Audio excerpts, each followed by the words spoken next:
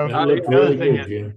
I think I've shown this before. I always wanted a 20-inch sander, so I made this to fit my Powermatic. But this is the back of it. This is the front of it, Wow. and video stuff down. Let me know if this doesn't come through. Okay, Can you see it? we can see it. I see a lathe with a sanding block. Welcome to Jim's boardroom. And you're moving. We got it, Jim. Today I'm going to show my 20-inch disc sander. This is mounted on a Powermatic 3520A. It's got about a 6-inch cast iron faceplate, a 3/4 inch piece of MDF, and a 1/2 inch piece of MDF. All screwed and glued together. It works fabulous. If you ever do this, make sure you tighten at least one of the set screws in that faceplate under the shaft, because the inertia of this, if you're running it very fast, when you turn it off, can spin it off the lathe, and it's not nice. Ask me how I know that. There's many advantages to doing this. Number one, it doesn't take up floor space. I don't have that much floor space. Number two, the disc is about $3,000. This thing probably cost me $100. And the best part is, it works better. The disc sander runs at 1720 RPM. That's fabulous for grinding metals and whatever. On wood, it generates too much heat. And you can do it, if you do it lightly, spritz it with water and that sort of thing, that works. But this thing now, I found out, you don't even need a dust collector. If this was going 2000 RPM, I'd have dust all over the place. This is probably running at 200 RPM. You could do your fingernails on here. I put a mark on here at 1/8 inch. This is a piece of 1.5 inch by 2 ash. Nice piece of wood. But instead of just standing on this thing, if you put some pressure on it,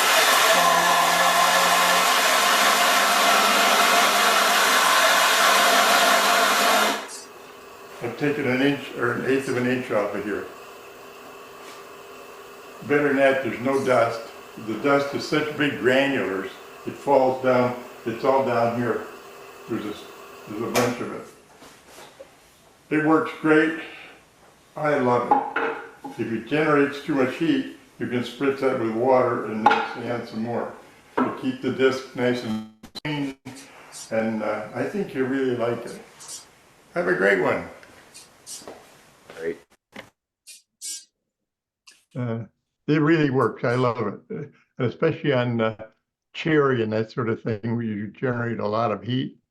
You can put a lot of pressure on it and take some serious wood off real quick. Cost you nothing. What do you use for the backer? MDF, the medium density. I think there's a 3/4 and a 1/2 inch disc put together, and then there's about a 6-inch faceplate. But it's a lot of weight, and it comes out really nice and flat. You can buy 20-inch sanding discs. That was an 80 grit disc. I'll tell you, 60 or 40 grit disc just eats wood. I bet. It also does a job on your knuckles, so you got to watch you get up too close. I'll tell you. But no, I love it. I just don't have the floor space anymore to have more equipment, so this fits in great. Make sure you tighten that doggone set screw, or at least one of them.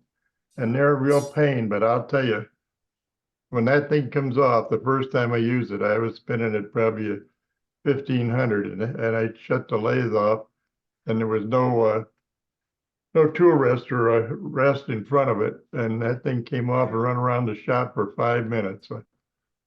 You just try to stay out of the way. Don't catch. Yeah, Anyway. the bracket you had at the bottom, Jim, is that for sanding? Is that to help collect the dust? Yeah, actually the dust collector is mounted behind there. If I was using it at high speed, I'd turn the dust collector on. But when I turn that on, I can't make a video. You can't hear yourself think, but it picks it up normal. But no, that thing really works. I love it. I needed that looks dirty. I needed I've been wanting a big sanding, 12-inch sander or better. And I wasn't about to go out and spend the money on one because I'm tight. And somewhere I found aluminum platen from an old sander, and I brought it home and took the mandrel off of it and made my own. I tapped this with my Beal 1 1/4 by 8, and it just screws it on, and I've got a 12-inch sanding disc for my lathe. Works great. When TJ Maxx was in business, they were going out of business, and I stopped in there because they were selling their shelving and stuff. Well, I got this plastic shelving, and it's about a 1/2 inch thick. And I ordered chuck, and it came with the ring. Well, I tapped into this. There's 4 screws. I tapped and threaded them and bought some screws, cut them so they wouldn't pop through the other side. And I just put that on a 2-inch, lathe chuck. And this thing just works fabulous. And it's light. It's really light. So, and it's not going to spin off because, you open your chucks into the recess. Right, but there's a possibility the chuck can spin off. Yeah. Oh, yeah. But, it's easy to tighten your chuck up on it, So Look good. you ever see a store going out of business and they got these? I bought these for $2 a shelf, and I got 10 of them. What's the diameter of that? This right here is 14 inches. Okay. Yeah, the And bigger they are, the cooler they run. And I'll tell you, it's a much different animal than a 12-inch. Yep. Because this thing, it'll eat wood so fast it isn't funny.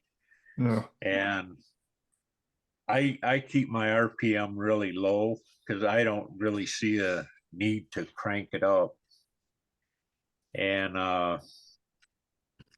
because it eats the wood so fast. And I just use a fan with a filter on it to collect the dust.